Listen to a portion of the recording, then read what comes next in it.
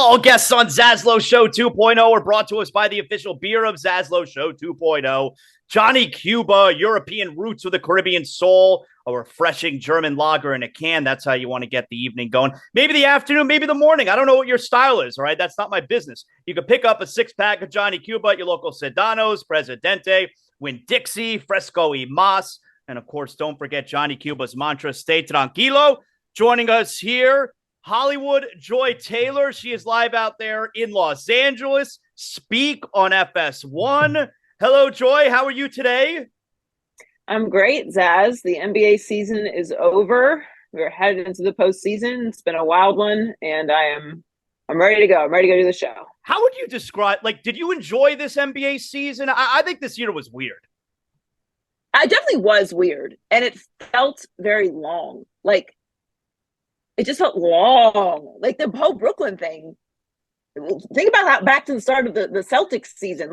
So much happened, and the Mavs are not in the postseason now. It's been a really weird season. I would agree with that. I think that what I liked about it though is I don't know who's gonna win. I feel like whatever team comes out of the East will win because they've just been more consistent all season long, and I just tend to lean towards teams that have consistency in style of play and health and no drama, tend to last out a really long postseason run. But yeah, and the West is wide open. I don't know who's winning the West, and there's some really great teams at the top of the East, but who knows? It's usually we'll have one or two teams that are yeah, those are the teams that are going to be in the finals, or those are the teams that we really feel confident. But I genuinely don't feel that way. And I don't know if that's people complain, when you have the Warriors at the beginning of the season and we know they're going to be in the finals, or, when we had the big three with the Heat and we know we're going to be in the finals. People complain about those things. But then when you have a season like this where it's kind of wide open, it's an interesting feeling going into the postseason. So I don't know what I prefer. I think it's kind of cool that we don't know who's going to win, and it could end up being a surprise champion. But yeah, you're right. It's been a non-traditional year for the NBA. I mean, I like the part where in the Western Conference, we probably trust teams 4 through 6 as a collective more than we trust teams 1 through 3, which is really weird. So I like that there's this parity, but the part that I especially have found this season to be weird was I don't think there's any denying the overriding narrative to this year was players not playing. And that part to me made this season really frustrating. Yeah, and I think it is an actual problem for the NBA. Obviously, you can't control health. You have a situation like Zion Williamson. What are you going to do? He doesn't stay healthy. You obviously LeBron missed some time. KD missed some time. The Warriors have gone through some ups and downs with some injuries, even the Suns. So when you have injuries, that's one thing. Sometimes you'll just have random years where there's a lot of injuries to guys, and there's just not just one of those years. But the load management thing, I do think it's become an actual conversation. I pushed back on it for a long time because I was like, look, man, these guys, they got to put their health first. If they feel like they need a few days off, then that's how it goes. But I mean, you saw now they changed the rules for the awards that you have to play at least 65 games. I don't think it's going to be very effective, that rule change. I don't know. Because the reason that I say that is because, okay, when we're talking, let's say, the MVP conversation, we're only talking about 2 or 3 guys that's affecting. And this year it's Embiid, Jokic, and Giannis. So, okay, between those 3 guys, they got to play 65 games. If we're talking defensive player of the year, I mean, who are the guys in that conversation? 2 or 3 guys? This isn't a league-wide thing. It's a very small group of guys that 65 game threshold applies to. Yeah, and generally, if they're in that conversation, they've played a significant amount of games. But I do think that they had to do something. They had to do something, whether it's effective or not, whether it's the answer. They had to try to kind of enforce it. But it sucks for fans. I don't get too far into the weeds with the old school conversation, like, oh, back in the day, I walked 2 ways uphill with no shoes on. Like, we get it. Like, the NBA was different and guys played and all that. But like, the league is better now. Like, two things can be true. It's better. It's more diverse. It's more international. It's faster. It's more skill. Like, guys have access to better facilities. Like, things can improve, and also you can miss certain elements of what the league used to be. And I do think that with the amount of money that is being thrown around, you should play if you can. What's the buzz like around LeBron and the Lakers out there? Oh, it's Are people excited? Yeah. I went to the last 2 games, and it's funny, like the game on Sunday against the Jazz, there was like a collective conversation around the building of everyone talking about how locked in LeBron is. And obviously, in Miami, we know what that means. He just goes into this other mode when it comes to the postseason. So, I mean, look, I think the guy who deserves a lot of credit for the Lakers being where they are right now is Anthony Davis. I give Anthony Davis a lot of hell for not staying healthy. I mean, you're talking about someone who is repeatedly not available. And when LeBron was out, he stepped up. That trade that they made has really worked out for them. The role players got some extra time, some extra touches with LeBron not being out there. And, they're in a good spot. And look, for me, I just think that the postseason is better when LeBron James is in it. Mm-hmm. So, what they end up doing, I don't know. But like we said a few moments ago, the West is wide open, and they're playing well right now. Now, the team that they're playing here tonight, all right, with the play-in game, is Minnesota, who yesterday, to my surprise, they suspended Gobert. He didn't travel. He's not playing. If they win this game, he'll then be available moving forward. I suppose also if they lose this game, then he'll be available moving forward for the next play-in game to still get into the postseason. Were you surprised, like I was, that they suspended him?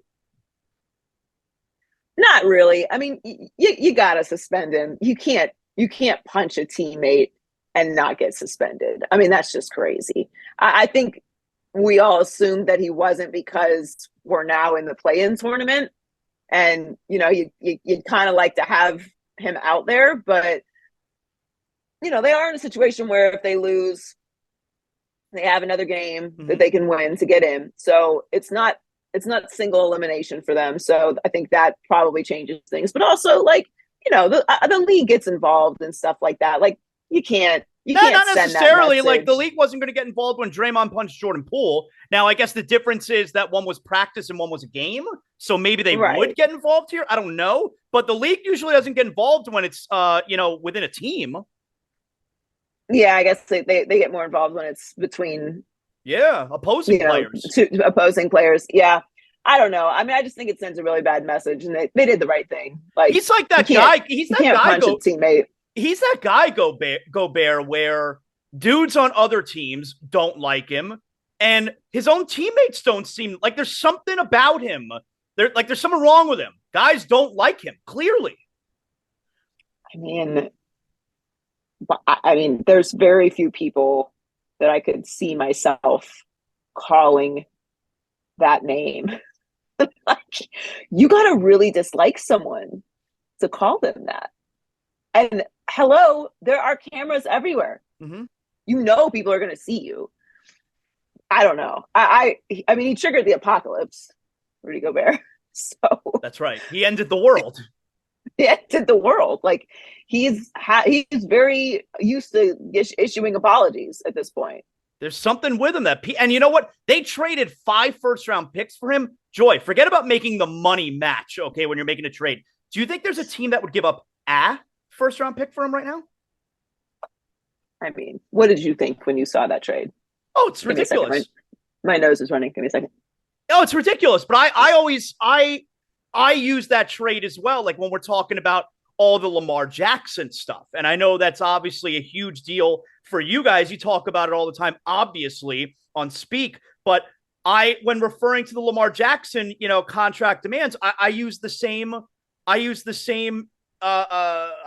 an example the Rudy Gobert and the 5 first-round picks, where, like, if Gobert's worth 5 first-round picks, why didn't the Brooklyn Nets asked for 20 first-round picks for Durant because he's probably 4 times better than Gobert. But no, you can't do that because that's stupid. The Wolves did a stupid thing. And so I use the same logic when we're talking about Lamar Jackson wanting the Deshaun Watson contract. The Cleveland Browns, they did a stupid thing.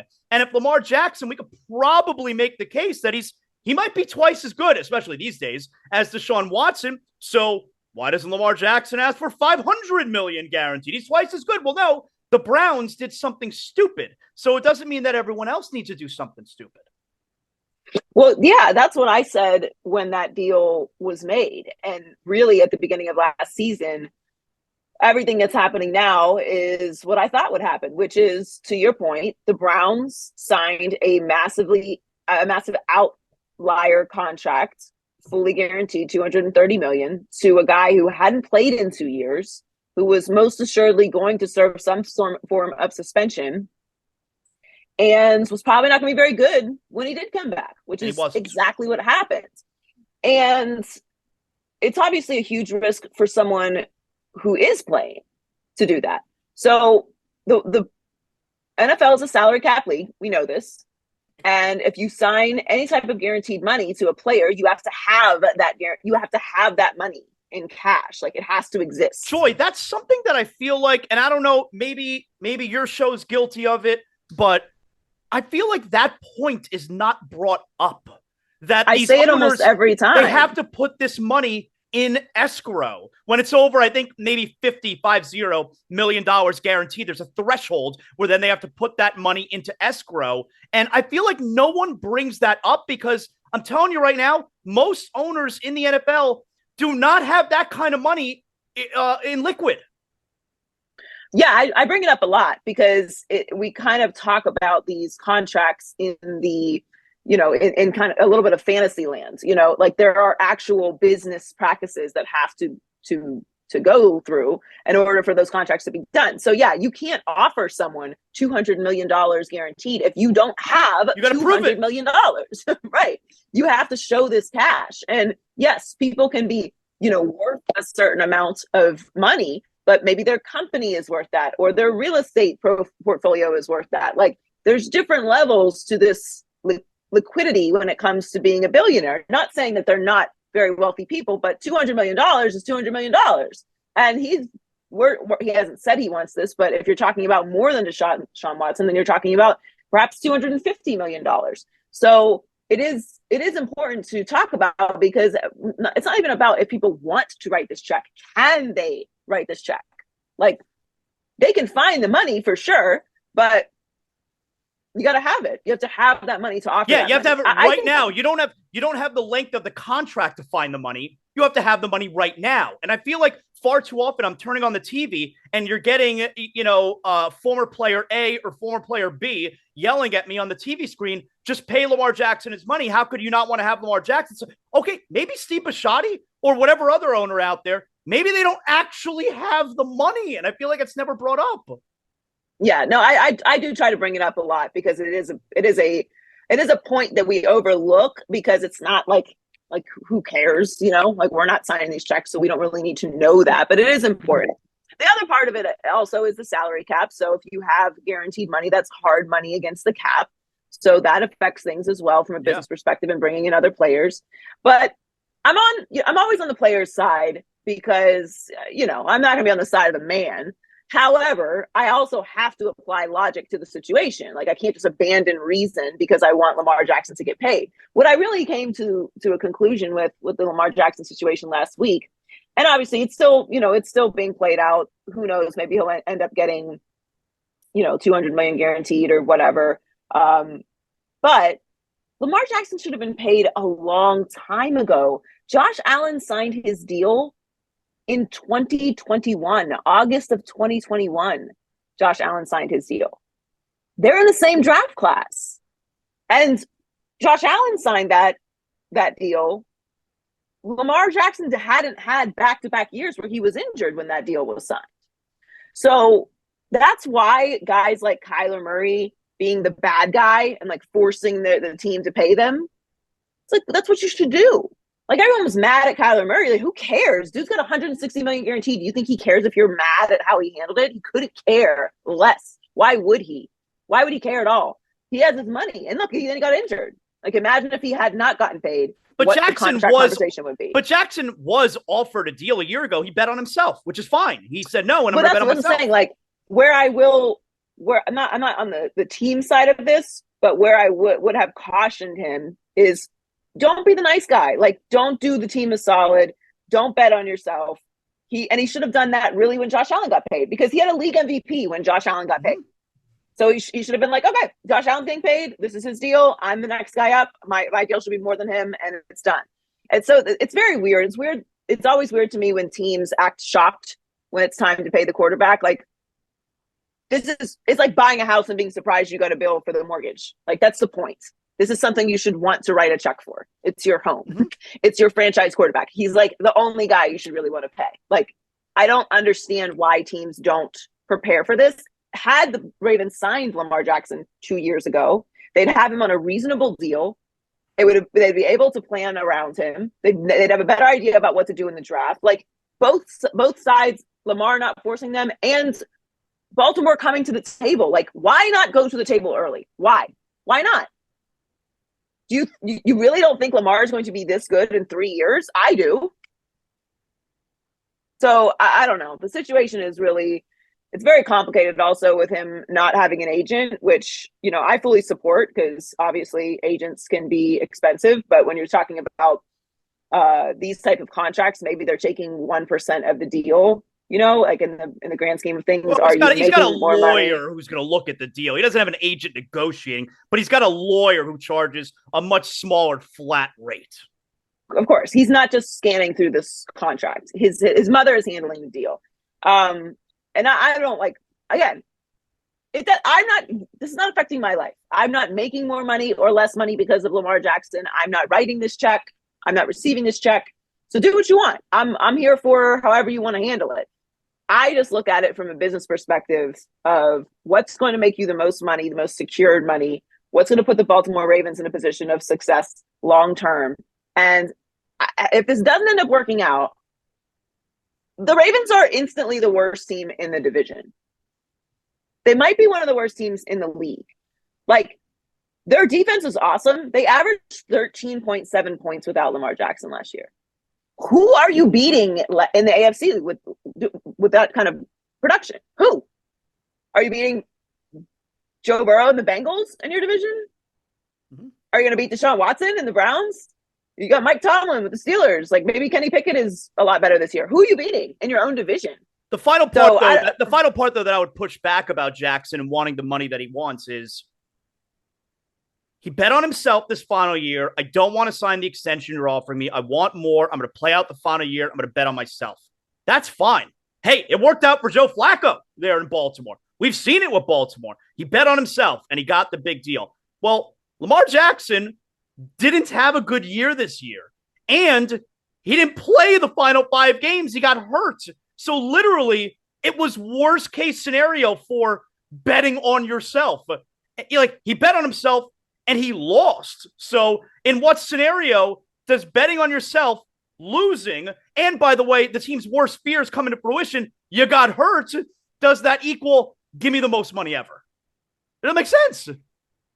Yeah, it's unfortunate that it ended literally the last 2 years. I won't count the concussion 3 years ago against him, but the last 2 years not being able to finish out the season is not great. But That's why you didn't finish out the season last year. Don't play until you have your deal. You're going to go out there and lose 3 games. It's going to get real hot in Baltimore. Like it's always risky. I don't like the bet on yourself approach. I very much like this sit out and be the bad guy approach, because it almost always works. And it's not even like the bad guy. Everyone understands what it is. You got to get paid. This is how you get paid. So yeah, I don't know. I've always maintained that the owners were not going to make the fully guaranteed deals a thing.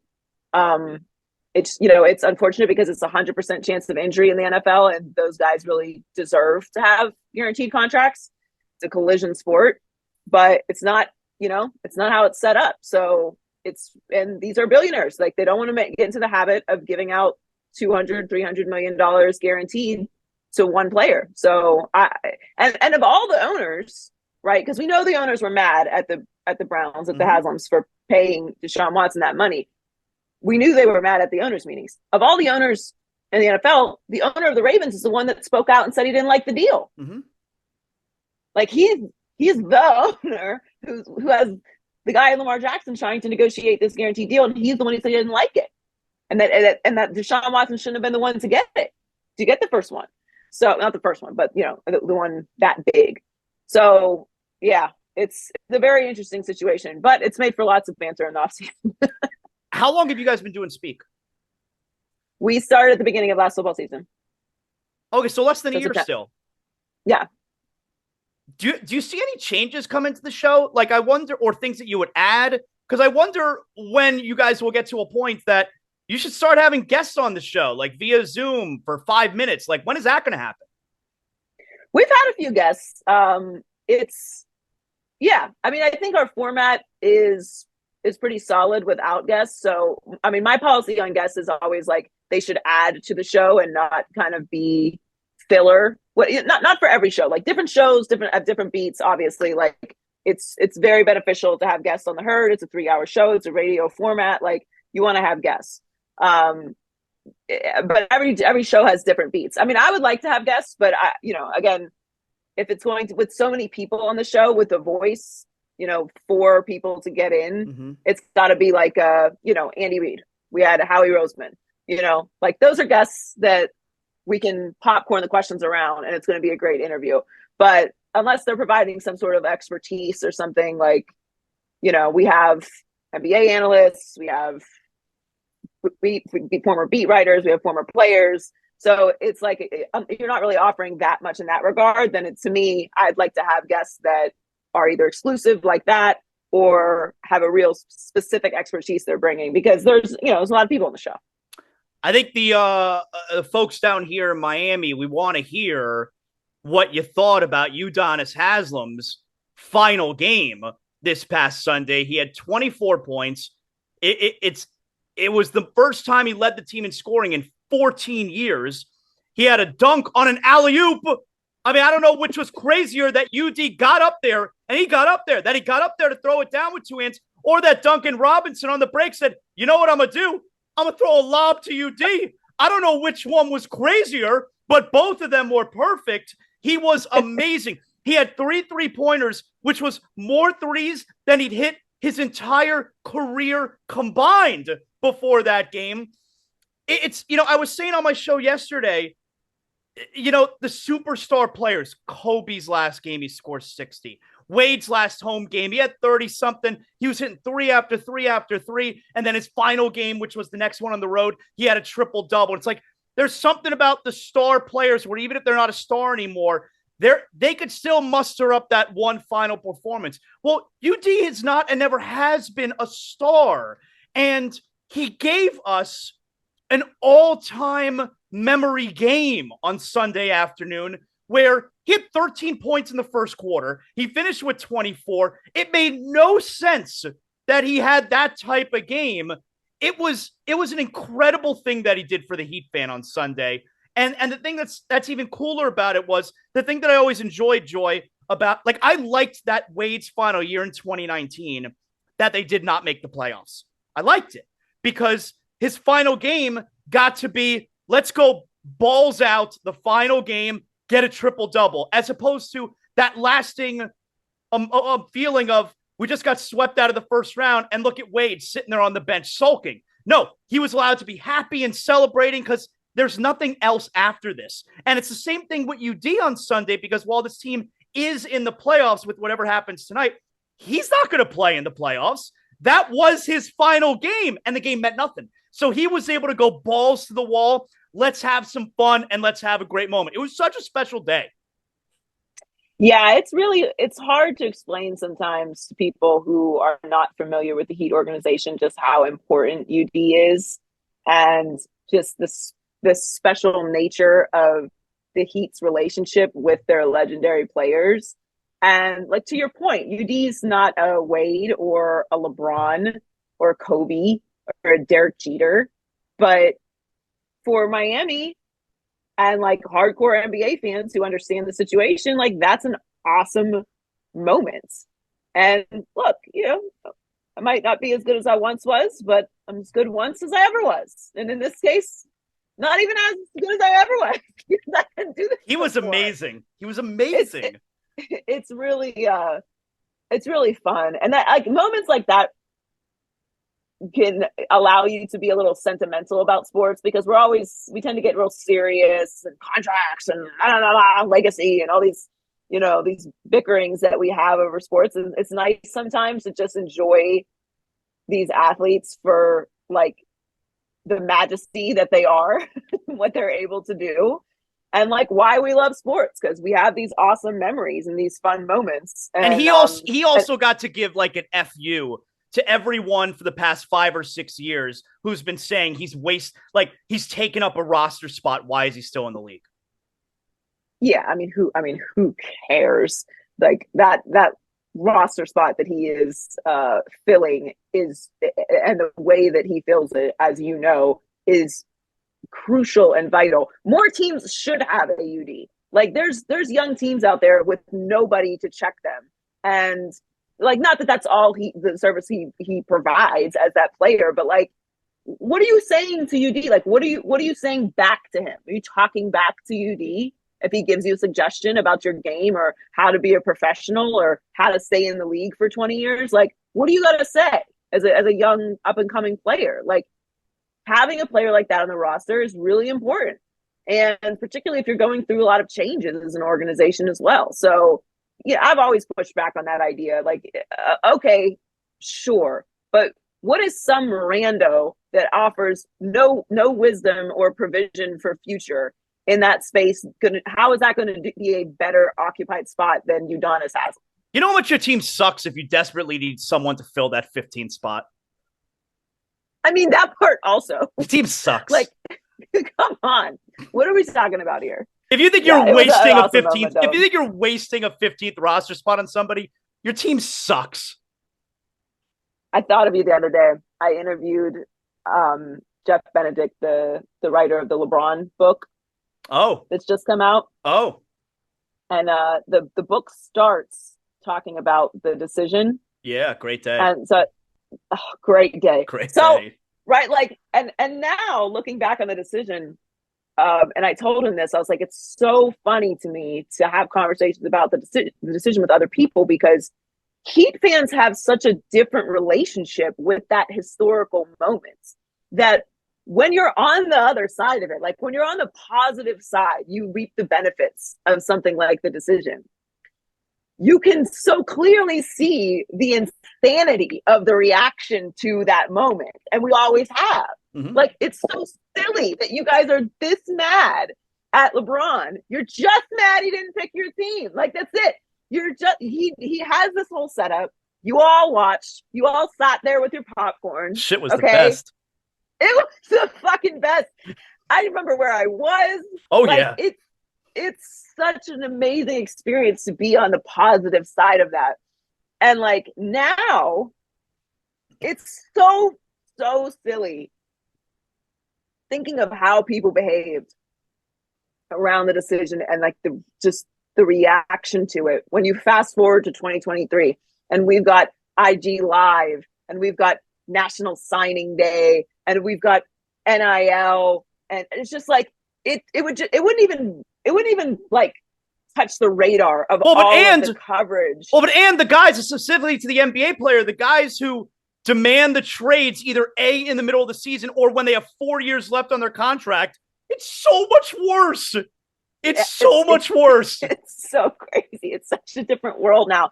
Like, no one would receive the decision anywhere near the negativity that LeBron received. And it's so funny because like we didn't receive it negatively. So we've always been in this space of, yeah, you guys are really overreacting to what he did. Mind you, also raised $5 million for charity while doing it. And right.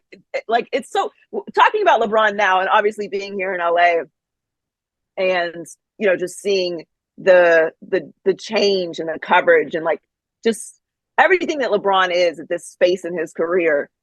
It's just so funny, like how people have how some people have contextualized LeBron. I'm like, dude, this guy's been so famous for so long. He has been the zenith of the sports world.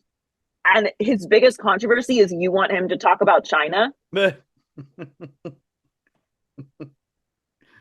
It's so laughable. Like I can't take it seriously. I'm like, you guys would not last a week with this much coverage in your face. It's just fascinating. Well, and for full disclosure, for people out there listening, okay, it's not like Joy doesn't know. At least I don't think that's the case that Joy doesn't know how I feel about LeBron. I love him on the floor. I love everything about him on the floor. But over the last however many years, we're talking about 5-6 years, I don't love what he is off the basketball court anymore. But you're right. Like, if the worst thing we're talking about here, he's never in trouble. Like, he's never ever come close to getting in trouble, which is really admirable. But yeah, like I don't love what he's become off the court, but I mean on the court, yeah, he's phenomenal still. Like, and I've said a million times, because since you're talking about the decision, I'd be a total ingrate if I wasn't grateful for everything LeBron did when he was down here, because I owe a large portion of my career, at least the stepping stone part of it, to LeBron having chosen us. Like I'm completely self-aware when it comes to all of that. So full disclosure, I wanted to make sure I said that. 100%. I'm like, I started my career in the business in Miami. Yeah, it's a perfect time with the big three. Yeah. Like, I'm on the other side of LeBron, obviously, but like, yeah, it's just, it was really funny because I thought of you too when I was reading the chapter, and just, it's so funny. Like, to think, oh my God, that Comic Sans letter, and like, oh man, yeah. I would be so embarrassed. Well, I mean, who could be on that guy's side? I mean, that guy's a piece of shit. Like, who could be on Dan Gilbert's side? I mean, come on, that guy. I can't imagine. Like, oh man, it's just so funny to go back to those times. Good times, man. I mean, it's one of my favorite chapters of my life. The heat during that time, it was just really wild. It was amazing. Yeah, it was amazing. It was. Joy, tell everyone. I know you got so much going on. You spent a lot of time with us here today, which is awesome. You got to throw anything out there to the people? Tell everyone what you got going on outside of Speak. Is there anything else to mention? Jason Taylor Foundation event is coming up soon. You can go to jasontaylorfoundation.com or .org, I believe it's .com, and get some information on that. They have some cool stuff coming up. They're doing something with Tua also. So make sure you check that out if you are local and want to support. But yeah, I have some things coming out soon. I'll let you know. But right now, just watch Speak. Awesome. 4:30 Eastern on FS1. Great job, Joy. Thanks a lot. Thanks, Az.